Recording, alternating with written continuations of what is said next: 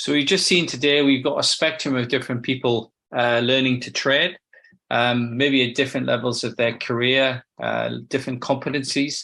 And I'm just posing the question to you out there and those who are watching this on the web after the event.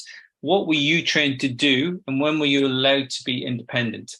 And what I've put on the axis there, the 3 lines really, which signify the competency level of insertion, lesion recognition, and then polypectomy. And then there's a whole pile of other stuff that in the box that really you need to have to train. So let's take this point in your training period of time, which you're deemed to be competent at endoscopy, and it's usually around 250 colonoscopies. And after that, you're on your own largely. And then we look at where you might be with lesion recognition and polypectomy, and you're a long way short of competence. The problem is when you're on your own, your training lists end, and you don't really get any polypectomy training. And this goes back to what was said earlier today. There's a need to formalize this. So the question is, when should we really start polypectomy training, and how do we judge this? It's an open question, and I'm going to suggest around about there. And the reason I'm going to suggest around about there is because, that's when you start to develop tip control.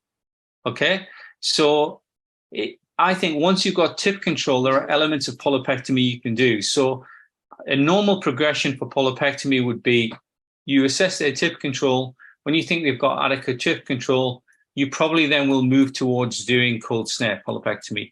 Beyond that, you start doing injection. Once you can do injection, you can start moving to EMR and so on and so forth. You could probably start training.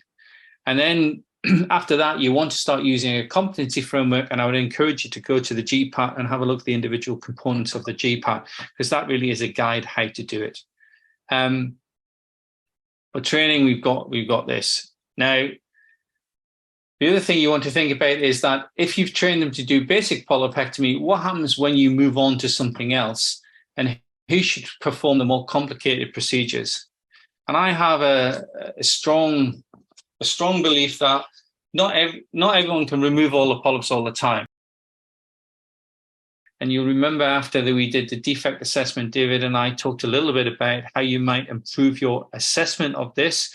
So having resected a polyp, you might want to do something called a blunt injection into the base, which I think gives you better delineation of the edges. And you can then look very carefully to see if there's any residual tissue, particularly if you're then going to do soft tip coagulation around the outside. And if there's any areas in the middle that require treatment, vessels are oozing, etc. Where are we at? Have I missed the? No, we still haven't gone.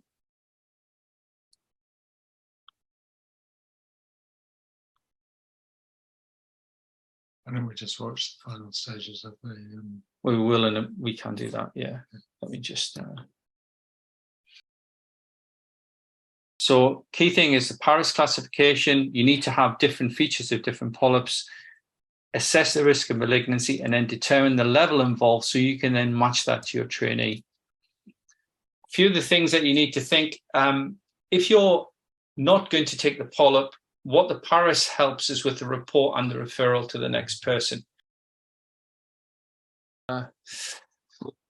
So I think this is really sort of 101 level polyp classification. I think everyone really should understand this. In fact, the new reporting system we've got, which is EMS, has this built into it, so that you can't really get it wrong. But essentially, we've got protuberant lesions, which are the type 1 polyp.